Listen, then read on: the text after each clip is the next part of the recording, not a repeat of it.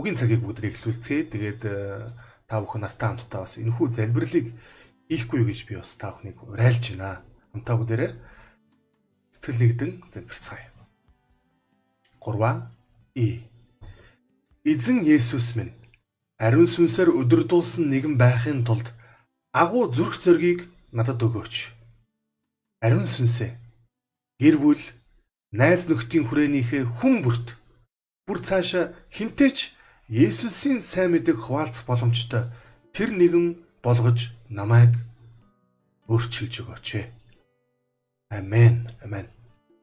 За 10 өдрийн залбирлын маань 6 дахь өдрийн өнөөдрийн залбирал буюу өнөөдрийн үгийн цаг маань болохоор Христийн төлөө зоригтой байж түүнийг бүрэн дагая хийдэг ийм урайлгадоор өнөөдөр дэлхийд даяар итгэлийн ахын дүүс нар маань бас эзний үг рүү ойртож байна. Тэгээд Илчилт номын 1:5 дээр хэлэхдээ мөн итгэмжид гэрч ба үхэгсдээс анх төрсөн бөгөөд газрын хаадын захирагч Есүс Христээс нэгүсэл ба амар тайван нь та нарт байх болтугай гэжсэн баг. Амен. Тэгэхээр үхэгсдээс анх төрсөн Есүс Христ гэж ингэж Илчилт номыг бичсэн Илч Иохан хэлсэн байгаа. Тэгэхээр өнөөдөр таны амьдралд Есүсийг амилсан Бурхан, амьд эзэн, үхлийг ялан дийлсэн эзэн гэдэг ийм итгэл үнэмшлийг өдөр бүрийн амьдралаараа тунхаглах, гэрчлэх ийм үйлс байна уу гэдгийг энэ өдрийн турш бид хүн өөрсдөөсөө асууж, өөрсдийгөө бид дахин нэг удаа чаленж хийж, өөрсдийгөө бид бүхэн энэ өдрүүдэд хурцлж байгаа маах тунараа үгээр дамжуулан хурцлж байгаа. Өнөөдрийн бидний судлах ишлэлүүд маань эхний ишлэл маань Үйлс номын 2 дугаар бүлгийн 5-8 дугаар ишлэл байна. Өчигдөр бидний судалснаар бол Пентекостийн өдөр болоход ариун сүнс дагалдагчдэр гал мэт хаялан бууж ирсэн. Тэгээд тэд үгийг тунхаглаж эхэлсэн ингэж бид бүхэн өчигдөр судалсан. Харин өнөөдөр энэ түүх маань цаашаа үргэлжилж байгаа.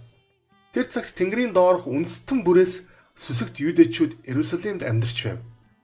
Энэхүү дуу чимээнээр үе олон хүмүүс цугларч өөрсдийнх нь төрлөх хэлээр тэдний ярихыг сонсоод ихэд гайхжээ. Гайхаж алмаарсан тэд энэ ярьж байгаа хүмүүс чинь галилчууд биш үү? Гэтэл бид бүгдээрээ өөрсдийн төрлөх хэлээр тэдний ярихыг сонсож байх нь юу вэ гэсэн байна. За мэдээж тэд хүмүүс бол гайхсан, Иерусалимд цугларсан, тэнд амьдарч байсан.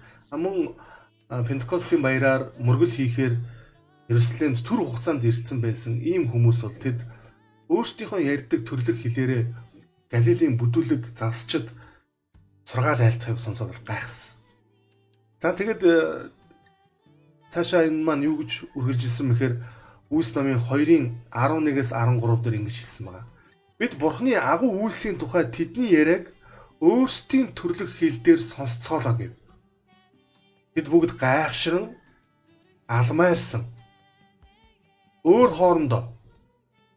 алмаарсаар өөр хоорондоо энэ юу гэсэн үг вэ гэцгээв. Тэд амтд дарсан цогтцооч дээ гэж зарим нэг нь шоолгоо гэсэн ба. За бүгд хамтдаа дараагийн хэсгийг харъя.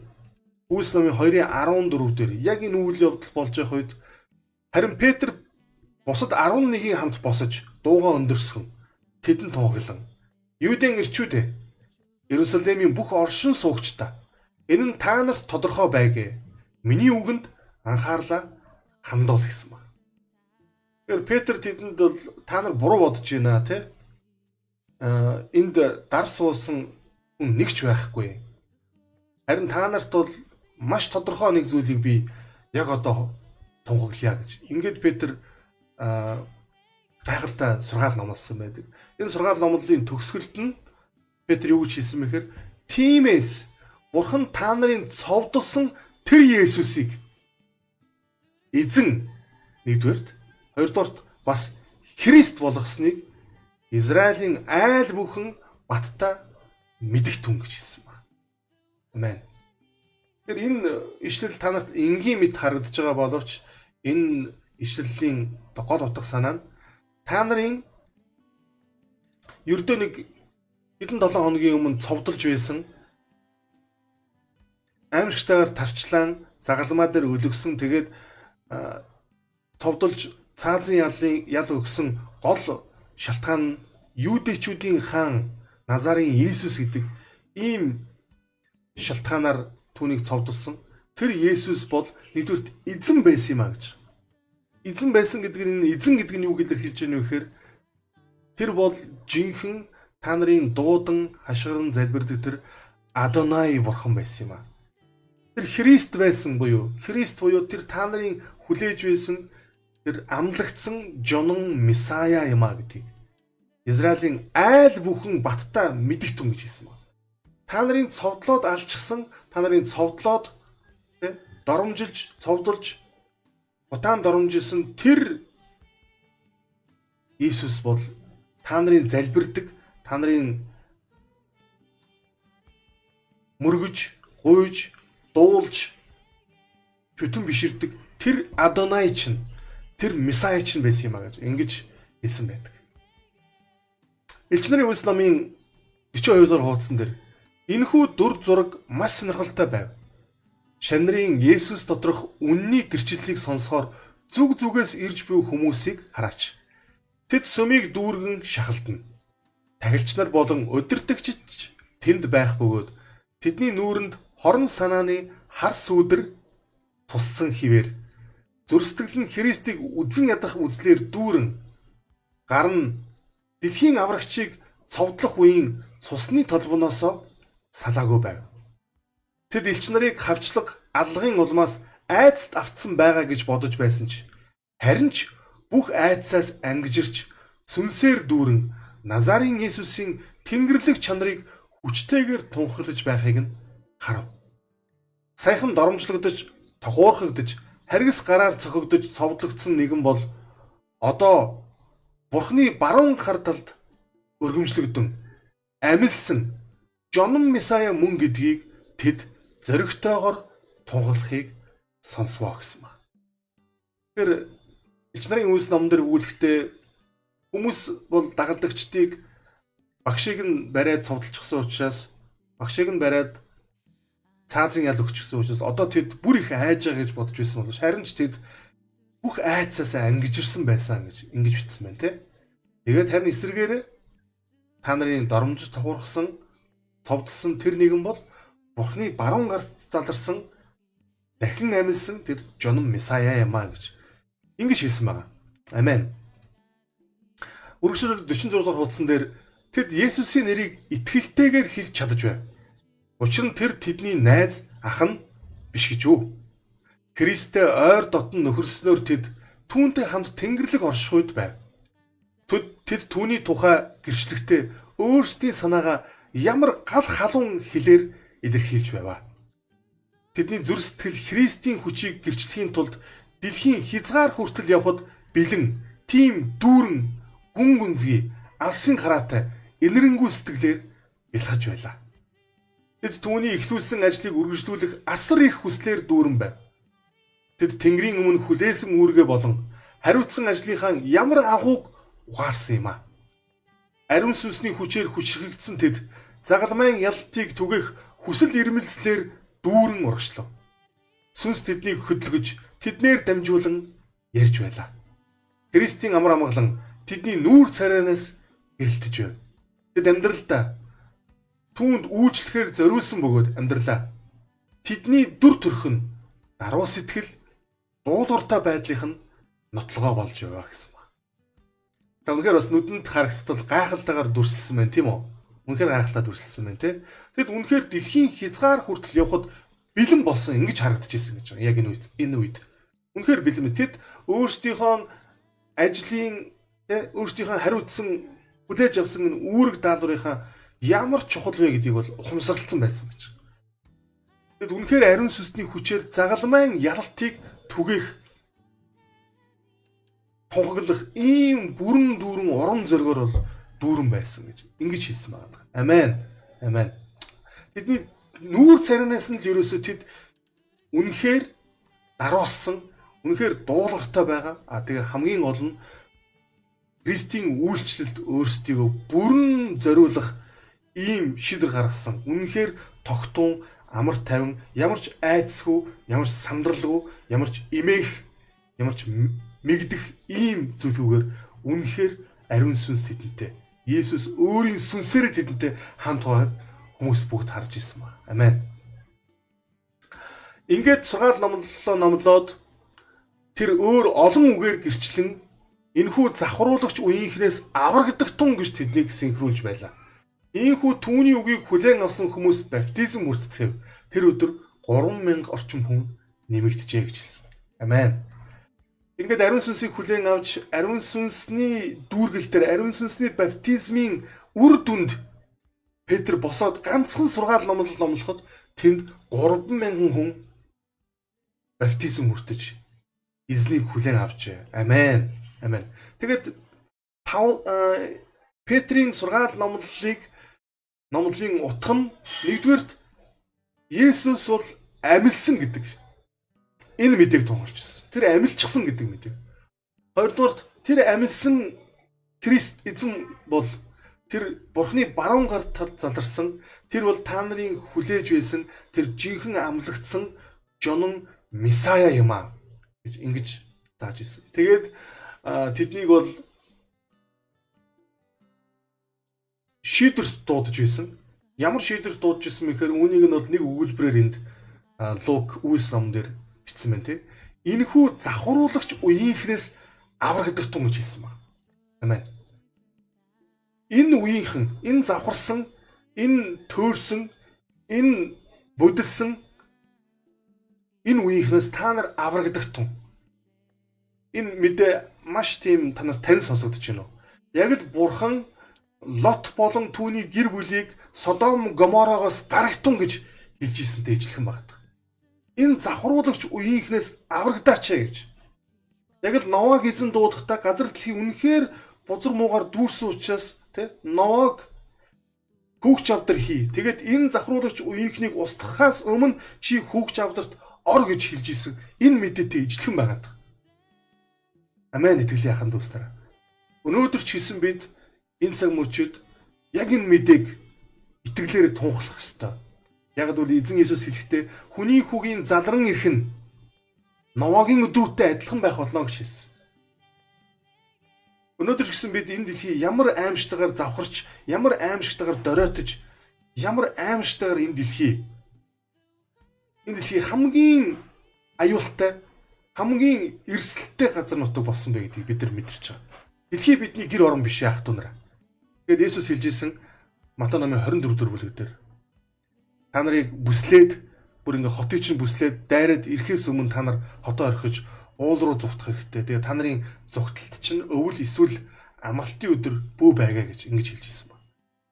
Тэгээд манай эртний 70 онд Иерусалим хотыг бол ромчууд бүслэн авч Ромын Титус гэдэг жанжин Ромыг бол одоо газартаа тэгшилсэн байдаг. Тэгээд тэр үед бол Иесусийн энэ сургаалыг хүлээж авсан буюу энэ сургаал дуулууртай итгэмжтэй Иесусийн үгийг, энэ иш үзүүлгийг ойлгож, тайлж дуулууртай дагсан хүмүүс бол Иерусалимыг аль хэдийн орхиод гарчихсан байсан гэж ингэж үздэг. Тэгээд Иесус яагаад өвөл битий байгаасаа гэж зэлбэр гэсэн мэхээр мэдээж Израильд их хэмжээний цас орж аимшигтай хүүтрэхгүй нь ойлгомжтой. Израиль бол энэ ойрхот орнодод Израильд бол халуун газар. Израилийн өвөл гэдэг бол ихэвчлэн бол хурд хунц их ордог. Тэгээд үүнээс болж бол гол мөрнүүд үерэлдэг ийм байгалийн үзэгдэлтэй байсан. Тийм учраас та нар зүхтах үед голын төвшин нэмэгдээ та нар гол гаталж чадахгүй. Тэгээд алагдах, араас чинь хөөж нэхэж ирж байгаа цэргүүдэд алагдах юм аюултай шүү гэж ингэж сануулсан гэж ингэж ойлгож болно. За өнөөдөр ч хийсэн бид бүхэн энэ дэлхийн явдалд нийцэхгүйгээр яг л 3 тэнгэр элчийн мэдэн дээр өгүүлдэг шиг бид нар энэ Вавилон нурах гэж байгаа учраас бид нар энэ Вавилоноос гарах хэрэгтэй байна. Тэглийн яхан дүүснараа. Үүнийг өнөөдөр би та бүхэнд сануулж. Ингээд Үйлс номын 4-р бүлэг эхэлж байна. Үйлс номын 4-р бүлэг дээр бол Петр, Иохан нар сүмийн одоо хажуугаар өнгөрдөг. Ингээд сүмийн хажуугаар өнгөрөх үед тэд ямар үйл явдал болдог гэхээр Петр, Иохан нар сүмийн үүдэн дээр төрөлхийн суунг тийм нэг хүн бол гуйлгуугаа сууж идэг. Тэгээд Петр, Иохан хоёр тэр хүнийг бол надад бит хоёрт бол чамд өгөх алт мөнгө байхгүй. Харин өөрт байгаагаар чамд өгье гэд ингээд эзэн Назарын Иесус Христийн нэрээр босоод алхах тун, явах тун гэд тэр хүний баруун гараас нь бариад ингээд өндөлгсөн чинь тэр хүн хөл дээрээ шагаан дээрээ одоо цэг зогсож ингээд алхаж эхэлдэг. Тэгээ бүр үсэрдэг, цогчдөг. Ингээд сүмд орж үнэхээр бурхныг гадарч. Энэ хүн төрөлхийн юм сунг ийм хүн байсан байна. Хизээч амьдралдаа хөл дээрээ алхаж үзээгүй. Үслэмийн 4:2-оос 4 ишлэлдэр учир нь элчнэр олон түмэнд сургаж Иесусээр үхсдийн амьдлтыг тунхаглаж байсан тул тэд ихэд түгшөөж байлаа. Тэд тэднийг баривчилж дараагийн өдөр хүртэл шоронд хорив. Учир нь хэдий орой болсон байваа. Үгийг сонсогчдоос олон хүн итгэсэн бөгөөд тэдний тоо 5,000-д хүрчээ гэсэн байна. Амен. Үйлсмийн 3:12 дээр Петр ингэж хэлсэн байна. Харин Петр үүнийг хараад тэдэнд хариулав. Израильчуудаа та нар юунд гайхна вэ? Бид өөрсдийнхөө хүч эсвэл сүсгээр энэ хүнийг явдаг болгосон мэт ингэтлээ юунд биднийг ширтнэ вэ гэсэн байна. Мэдээж нөгөө төрөлхийн сунг төрөлхийн явж чаддгүй тэр хүнийг хөл дээр нь босгоод явуулчихсан чинь бүр гүйлгч гэсэн бүр үсрэхийг харсан хүмүүс бол мэл гайхсан байна тий. Энэ үед Петр бол маш итгэлтэйгээр хэлсэн байна. Та нар юунд гайхаад байгаа юм бэ? Үүнийг би өөрийнхөө хүчээр эсвэл өөрийнхөө тий өөрөөсөө үнийг хийгээгүй гэж хэлсэн. Яг энэ асуултыг маргааш өдөр нь шоронгоос тэднийг гаргаж ирээд хүмүүс тэдээс асуусан байгаа. Юу гэж асуусан бэ гэхээр ямар хүч, ямар нэрээр та нар үүнийг үйлдэнэ вэ гэж ингэж асуусан байна. За асуултын та бүхэн анзаараарай тий. Ямар хүч, ямар нэрээр үүнийг үйлдэнэ вэ? Яг энэ асуултанд Петр ингэж хариулсан. Энэ үед Петр ариун сүнсээр дүүрч тэдэнд хандаж ахлагчид болон ард түмний захирагчдаа. Энэ ард түмний захирагчид гэдэг бол энэ Санхедрины зөвлөлийн энэ 71 гишүүдийг хэлж байгаа шүү. За. Хэрв бид энэ хүн хэрхэн идэгсэн талаар уг өвчтөе хүнд сайн үйл хийснийхээ төлөө өнөөдөр байцаагдж байгаа бол та нарын цовдсон үхэгсдээс Бурхны амьлуулсан Назарын Есүс Христийн нэрээр энэ л нэрээр энэ хүн та нарын өмнө цоо ирүүл болоод зогсож байгааг та бүхэн бас бүх Израиль түмэн мэд түгээ гэж хэлсэн байна.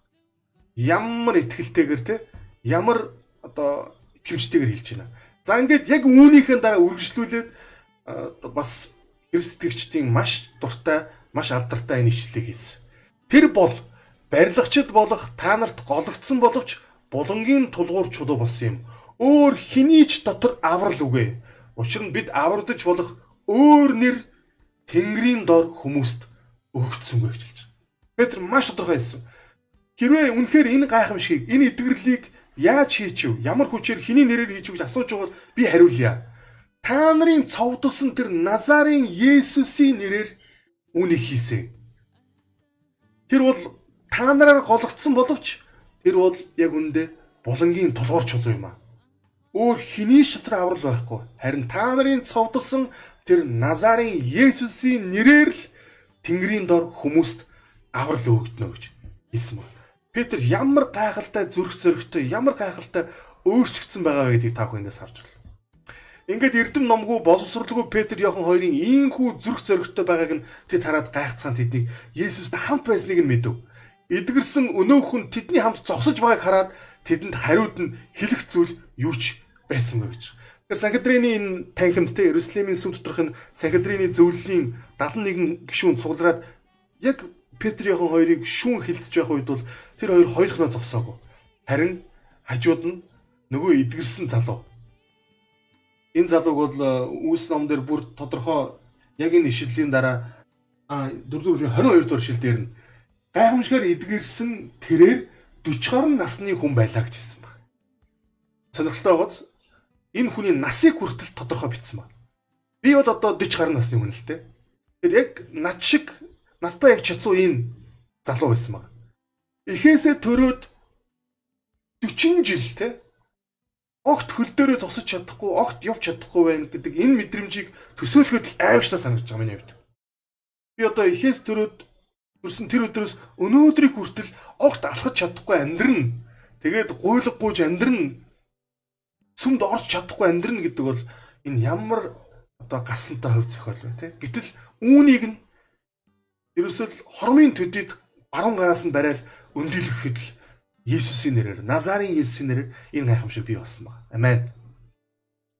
Ингээд тэднийг дуудан авчирч Петр Иоханны хариулт бол их тодорхой байна, тий?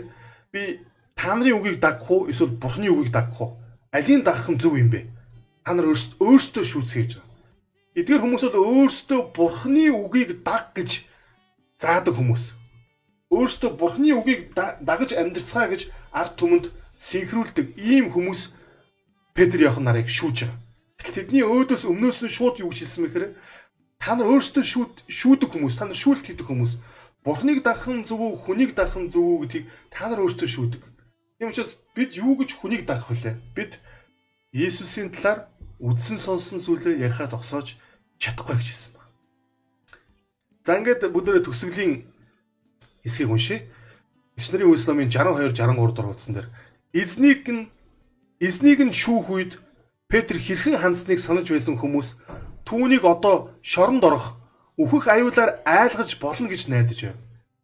Христийг хамгийн хэрэгцээтэй үед нь үүсгэсэн Петр тэр бол түргэн зантай, өөртөө хит итгэлтэй нэгэн байсан бол Санхедрины өмнө байцаагтахаар ирсэн Петр тис өөр байлаа.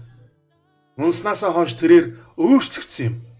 Тэрээр дахиж бардам сагсуу байхаа болж даруусаж өөртөө найдахаа болсон байв. Тэрээр ариун сүнсээр дүүрсэн бөгөөд энэ л хүчний тусламжтайгаар нэгэнтээ өгөөсгөж байсан тэр Есүс хэмээх нэрийг хүндэтгэн алдаршуулах замаар урвалтынхаа толбыг арилгахаар шийджээ гэж хэлсэн байна. Амен.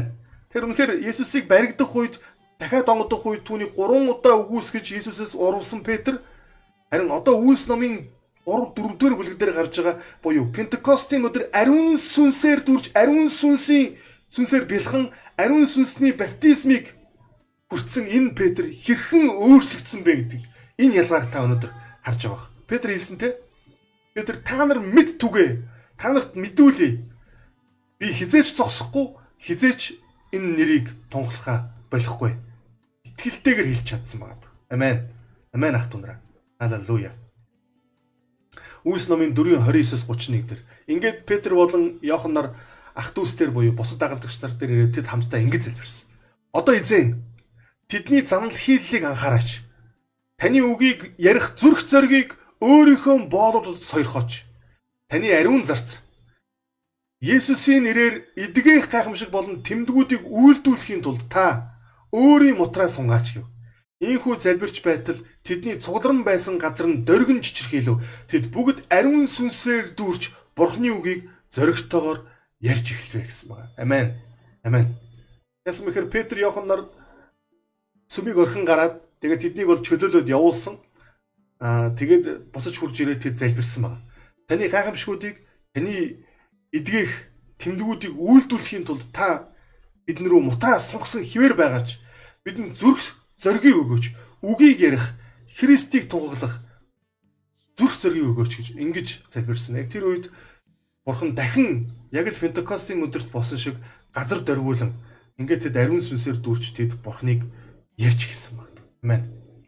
Тэгэд яхан дүүснараа өнөөдөр бүгдээрээ 24 цагийн чаленж буюу өнөөдрийн залбирал маань Бурхан бидэнд яг Христийн төлөө зоригтой зогсож түүнийг бүрэн дагаж тэгээд зүрх зоригтойгоор Христийг гэрчлэх ийм эрд зоригийг өгөөсэй хэмээн бүгдээрээ залбирах хэрэгтэй юм аа. Бүгдээрээ өнөөдөр яг энэ залбирлыг хийцгээе. Өөрийн амьдралд хийж буй Бурханы гарын үйлсийг нь бусдаа хуваалцах Есүс Христийн эрд зоригийг өнөөдөр өвөн залбираарай. Амен. Амен. Яг л Петрийг өөрчилсөн тэр өөрчлөлт миний амьдралд, таны амьдралд бий болох болтугай. Амен. Таны амьдралд хийж байгаа Есүсийн гэрчлэлийг сонсох шаардлагатай хэн нэгэн рүү хөтлөхийг ариун сүнснээс өнөөдөр гуйгаарай. Амен. Есүс амьд гэдгийг, Есүс үнэхээр амьд төдийгүй өнөөдөр ч гэсэн таны амьдралыг утга учиртай, жинхэнэ утга учиртай амьдрал болгож чадна, тэгж өөрчилж чадна гэдэг энэ итгэл найдварыг та хэн нэгэнтэй хуваалцаарай. Тэгээд тэр хүндээ Есүсийг өнөөдөр заавал яриарай. Амен. Өнөөдрийн турш бид бүхэн Илчилт номын 1-р бүлгийн 18 дугаар ишлэлийг тунгаан бодож бясалгах энэ цагийг гаргах юм байна ах дүүнараа. За ингээд өнөөдрийн уншсан Библийн үг, сургаалууд, Библийн ишлэлүүд бас танд гайхалтай урам зориг, гайхалтай итгэл найдрыг бас өгсөн байх гэж би итгэлтэй байна. Яг бол уншсан би ч гэсэн яг ижилхэн та бүхэн дээжлэн суралцлаа. Яг ижилхэн би ч гэсэн сүнсээр дүүрч.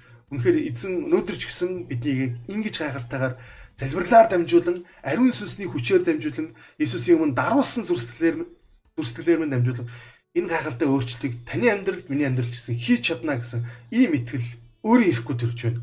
Өдөр хамтаа залбирцгаа. Эзэн үнэхээр биднийг ийхүү өөрчлөх болтугай. Амен.